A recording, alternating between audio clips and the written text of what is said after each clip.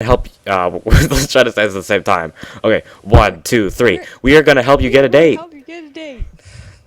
Said Sonic and said Sonic and Tails at the same time simultaneously, and we're gonna do it right now. Right now. Said Sonic and Tails. Sonic and Tails got up and both grabbed one of Espio's arms and dragged him across the room. Sonic did the most driving because he is stronger, and put him right at Rouge. What is this about? Said Rouge with a questioning sound. She blinked her eyelids quickly like a race car. Oh, crap, it's a girl? Yeah, Rouge is the girl. Alright. Well, Rouge sounds pretty French, so hold on. Alright. You could just have her sound like. Why are you here? Oh. So you thought Espio was a girl? No, I thought Rouge was a girl. Was a guy. So. Well, No. later that story, I'm not sure how that's gonna work. Okay, Espio looked right into her eyes with a passion like 100 barking dogs and said, "Rouge, will you go out with me?" Espio was sweating and there were drops of sweat dropping on his hands in front of her. I don't know. Said Rouge and looked at Espio. Rouge gave him a sexy look that made Espio feel in love. Alright, 1, 2, 3. Please do it, said Sonic and Tails together at the same time. Oh, we actually did pretty good that time.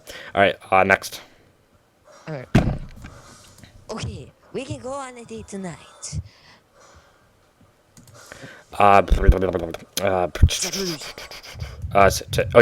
Sonic and Tails and Espio were stoked and high-fived right there. By the time this night ended, one of them would have done their first sex. Now here's the hard part, said Espio. How do I put sex in her without getting in trouble? Sonic and Tails looked at each other and thought, uh-oh. And Espio walked out while holding onto Rouge's boobies because they are now boyfriend and girlfriend and it's allowed to do it. Yeah, boyfriend and girlfriend. Oh yeah, I forgot to say it like that.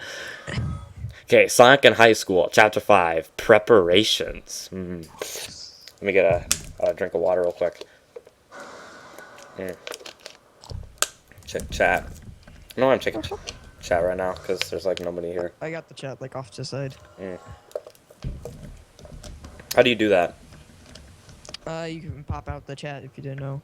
I did not know that. What? You didn't know that? No, I did not. I'm new to Twitch. Oh man, dude. Really? And now we're in an ad. Okay, Chapter 5. All right. It was the end of the day at school, and it was that time that Sonic and Tails and Knuckles got back on the bus and at the bus stop to board it all the way home from school. We're on the bus now. Tails? Classes. Oh shit. Tails was happy but sad because he is smart. Sonic and Tails sat down together, and Knuckles sat right in the middle of the aisle, which he usually did not do, but sometimes when not everyone was on the bus. It looked like... Wait, hold on. If the first chapter said he doesn't really give a shit, he'll sit there no matter what. Plot hole? Plot hole.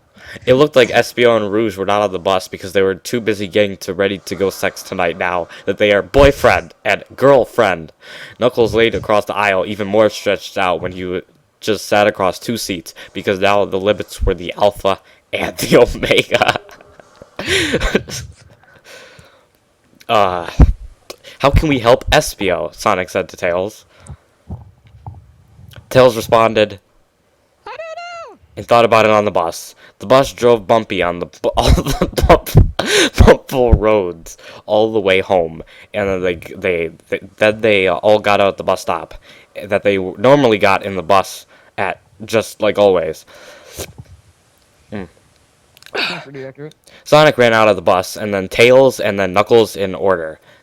Oh yeah, I'll take the fortune cookie roll, by the way. Okay. And slash Asian. All right. Doctor. Oh yeah, it's time to go home. By Tails. All right. Well, time to go home. Said Tails. We're almost there. And they walked the rest of the way home. The end. Alright, when they got home, it was dinner time, and Sonic was at a different home from Tails and Knuckles because they were all at different families, so they did not live together. No shit. And Sonic Mom made a dinner. Sonic's mom made Chinese food, and Sonic ate it, and at the end there was a fortune cookie. Sonic broke it open and ate the cookie part and kept the paper that was inside. They held a magical fortune on it. Sonic looked at the fortune and read it to himself inside of his head. The path to glory begins with the base of your friend's penis. Said Sonic inside of his head, reading the fortune cookie paper, and he knew it was a good sign for what was about to happen tonight when Espio Rouge went to sex. Then the phone rang. Sonic ran to the phone and picked it up and said, "Hello?" into it. It was Tails. I have an idea! Said Tails on the phone to Sonic, who was listening but not speaking. I can give Espio my invisibility hat, and that's for the science competition. He can use it to do sex for Rouge. Sonic smiled so wide like the King of Fire. Finding out he burned down New York City with only his fire powers. Oh god. Okay, I'm calm down. This is beautiful. Sonic and Tails went to Espio's house later, which was not too easy to walk to normally for most people, but Sonic is super fast, so he ran there and helped Tails get there too. Hold on, I need more water. This is taking well. So, Oh yeah, this is an adventure. Alright.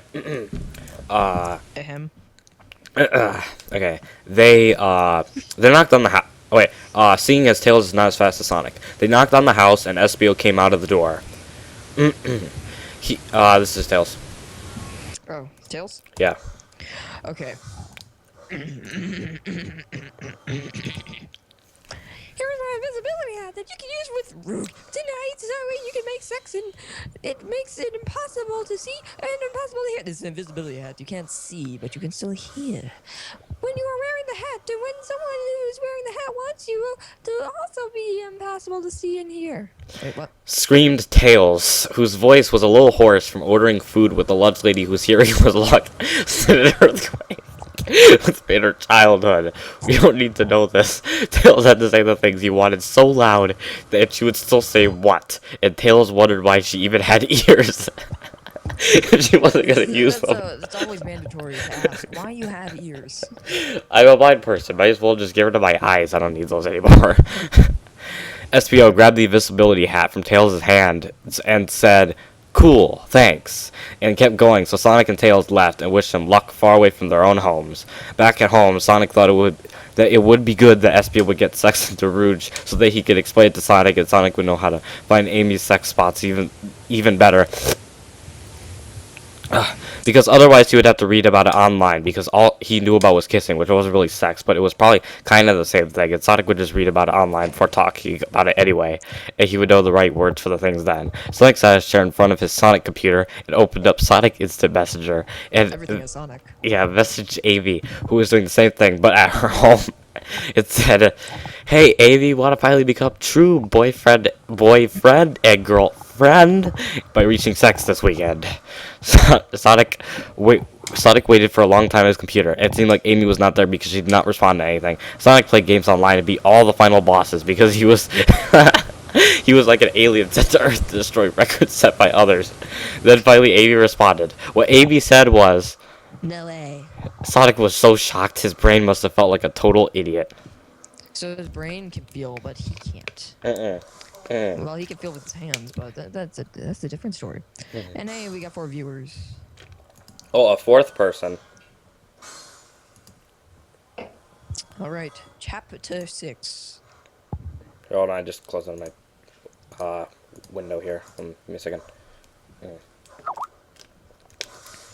Yeah, I got a message real quick.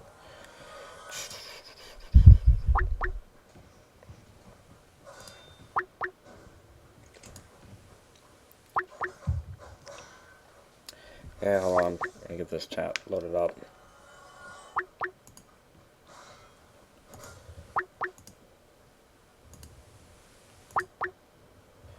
Okay.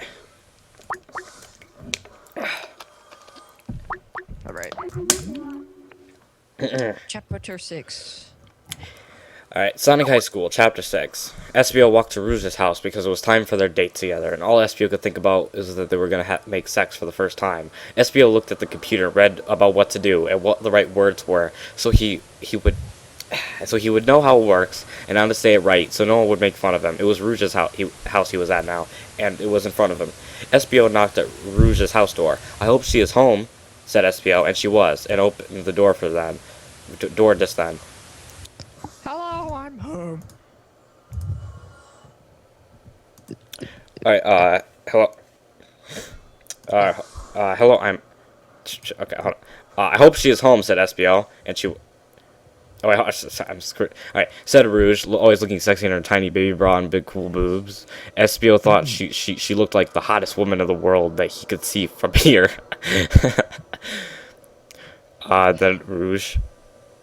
Where are you taking me on our date tonight?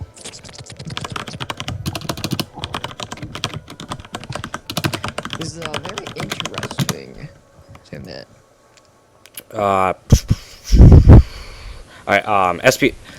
whispered Rouge in a sex-filled voice. SBO thought this one over on the way over so he could say it right for the first time and get her to do what he wanted. That's sex. Well, said SBO, just let me put on this science hat and we will begin sex. Rouge looked shocked, but she probably was excited too. SBO could tell they both had a direction. Yeah, a direction. Direction. What? What? Okay, hold on. I have to answer my phone real quick. Oh, it's playing. Can you hear the Dark Souls that's going on in the background? No. Okay. Alright, I gotta go eat real quick. When are you gonna be back? In a while. Might as well just play some games or something. Okay, everyone, we're gonna stop streaming. For right now. We'll be back later once Michael has eaten. Okay. All right. Goodbye. Bye. Bye. And we shall end.